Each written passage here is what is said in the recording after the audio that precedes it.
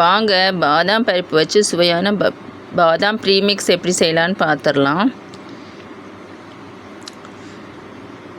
நல்லா கொதிக்கிற தண்ணியில் கரெக்டாக 1 நிமிஷம் நம்ம பாதாமை கொதிக்க விடலாம்.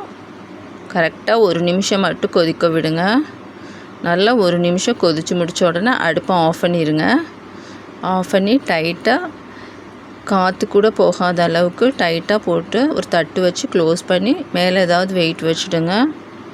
அது ஒரு நிமிஷம் ஆகட்டும். தட்டை டோட்டலாக ஒரு 2 நிமிஷம்தான் எடுத்திருக்கு. பாதாம் வந்துட்டு தோல் உரிக்கிறதுக்காக நம்ம இந்த மாதிரி செய்கிறோம். இப்போ தட்டை ரிமூவ் பண்ணிவிட்டு தண்ணியை ஃபுல்லாக நம்ம கீழே வடிச்சிடலாம். வடிச்சிட்டா தோலை சும்மா மொச்சப்பயிறு உரிக்கிற மாதிரி ஈஸியாக உரித்து எடுத்துடலாம். பிதுக்கியே உரிச்சிடலாம். கையை வச்சு இப்படி பிதுக்குனாலே வந்துடும்.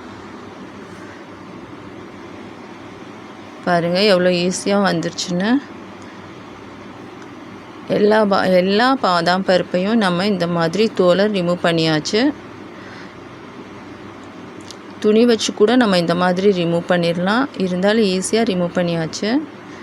அதை நல்லா காய விட்டுறலாம். காயட்டும்.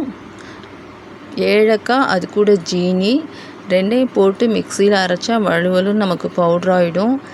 ஜீனி வேணாங்கிறவங்க ஏலக்காயவும் நம்ம பாதாம் பருப்போடையே அரைச்சிடலாம்.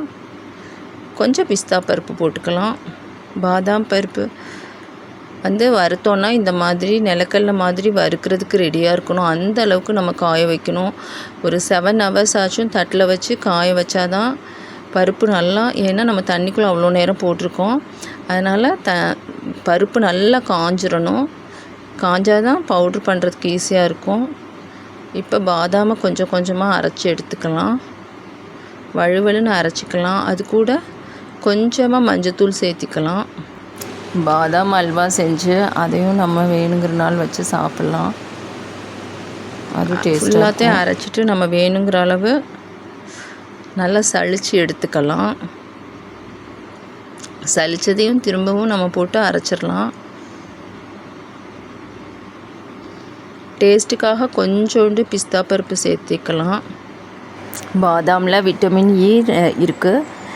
இதில் இருக்க புரதத்தால் நமக்கு தலைவலியை நீக்கிடும். ஒரு 6 பருப்புலேருந்து ஒரு 8 பருப்பு வரைக்கும் நம்ம டெய்லி சாப்பிட்றதுனால தலைவலி போயிடும். ரொம்பவே ஆரோக்கியமான பாதாம் பருப்பை எந்த கலப்படமும் இல்லாமல் நம்மளே ப்ரீமிக்ஸ் செஞ்சு வச்சுக்கலாம். நல்லா பவுடர் பண்ணி வச்சுக்கலாம்.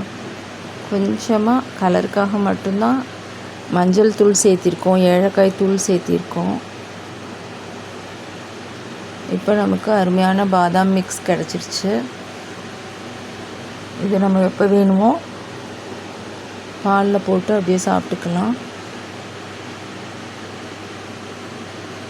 இப்போ தேவைன்னா 1-2 ஸ்பூன் குங்குமப்பூ